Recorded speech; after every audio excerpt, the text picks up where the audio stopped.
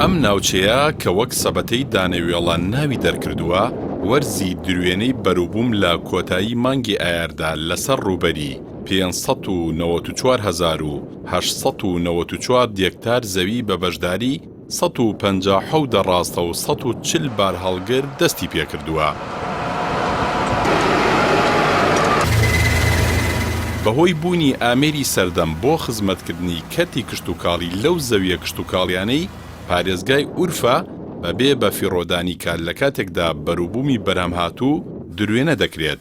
بەرووبوومی نوێژ دەچێندرێت ئەمە لە کاتێکدایە هاندانێکی باش هەیە بۆ ئەوەی جوتیاران گرنگی بە کەرتی کشتوکاڵی بدەن و لە هەر چوارواrzەکەدا سوود لە زەویە کشتوکاڵەکانیان ببینن.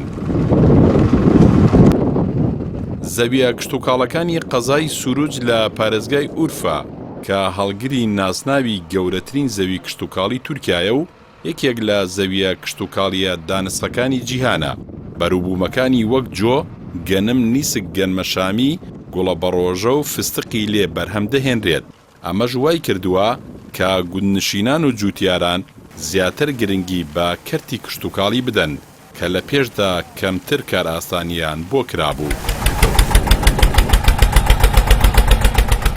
ئەوەی وای کردووە سوود لە زەویە کشتوکاڵەکان زیاتر ببینرێت بە پیتی خاکەکەیەتی، لەگەڵ ئەوەشدا کار ئاسانەکانە لەلایەنی پەیوەندیدارەوە بۆ جوتیاران بە بەکارهێنانی پێشکەوتووترین ئامێرە تەکنەلۆژیەکان بە مەبەستی چاندنی بەرووبوومی دیکە لە دوای دروێنە.